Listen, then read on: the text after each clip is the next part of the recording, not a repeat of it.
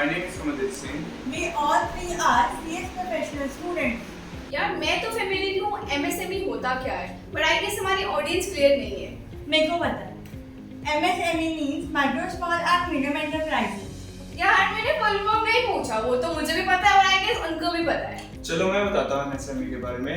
अगर आपका कोई भी बिजनेस है, चाहे वो हो आइसक्रीम पार्लर या वो आपकी मेडिकल शॉप या वो आप ग्राफिक डिजाइनर या आपका कोई भी बिजनेस हो, अगर आपकी इन्वेस्टमेंट आपके बिजनेस की प्लांट एंड मशीनरी में 1 CR से कम है और आपकी टर्नओवर 10 CR से कम है तो आप माइक्रो एंटरप्राइजेस के अंडर आते हैं। अच्छा ये तो मेरे को भी पता है। अगर इन्वेस्टमेंट आपकी 10 CR से ज़्यादा बट 10 CR से कम है एंड आपका टर्नओवर 50 करोड़ से ज़्यादा नहीं एक्सीड करता तो आप एक स्मॉल एंटरप्राइज हो। और यही अगर आपका इन्वेस्टमेंट 10 करोड़ से 50 करोड़ तक है और टर्नओवर 250 करोड़ तक है तो आप मीडियम एंटरप्राइज में आएंगे। सो गाइस, आप MSME के बारे में तो आपको पता चल गया, बट कोई भी बिजनेस स्टार्ट करने से पहले उसके 5 स्टेजेस होते हैं। First stage is idea stage, second stage is finance And third is sale. And fourth stage is payment recovery, and the fifth one and the last one is taxation. So guys, but हम आपको आज बताने जा रहे हैं उसका fourth stage के बारे में, which is payment recovery, and that too for MSME and startups. जो भी स्मॉल बिजनेस और स्टार्टअप्स हैं वो बाकी स्टेजेस तो अपने कवर कर लेते हैं, बट उनको पेमेंट रिकवरी मेथड में बहुत दिक्कत आती है बिकॉज उनको टाइमली पेमेंट नहीं देते हैं और इसकी वजह से उनको बहुत लॉस सफर करना पड़ता है। तो यार क्या गवर्नमेंट ने कोई मेजर या स्कीम नहीं निकाले हैं इनके लिए?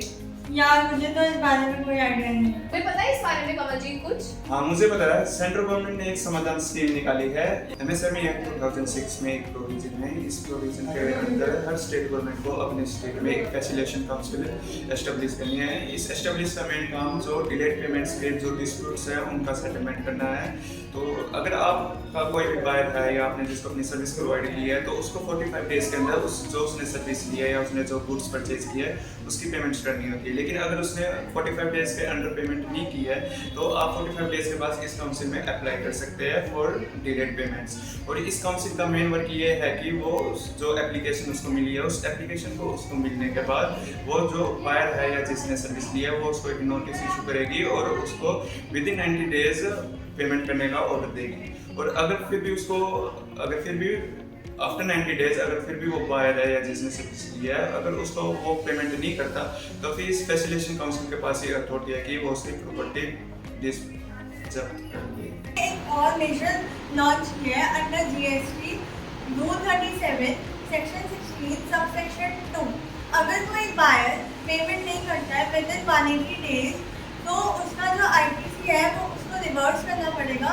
यार अगर वो ITC रिवर्स ही नहीं करते तो फिर अगर वो ITC रिवर्स नहीं करते तो अंडर सेक्शन 50 उनको इंटरेस्ट भी पे करना पड़ेगा at the rate 18%। Oh that's good then. पर इसी के साथ एक और स्कीम है जो अभी रिसेंटली अमेंडमेंट में आया है इनकम टैक्स एक्ट बजट में 2023 में, under section 43B, if the buyer fails to make the payment to supplier who is registered as micro and small enterprise which is registered under MSME Act, then he will not get a reduction of purchases in the year of purchase, but he will get a reduction only in the year of actual payment.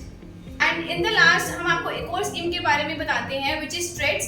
Frets एक freight receivable electronic discount platform है जिसके अंदर 3 websites आती हैं। आप उसके अंदर जाके अपने बिल को अपलोड करके डिस्काउंट करा सकते हैं। आई होप आपको MSME के fourth method that is payment recovery के बारे में पता लग गया हो। Thank you. Thank you.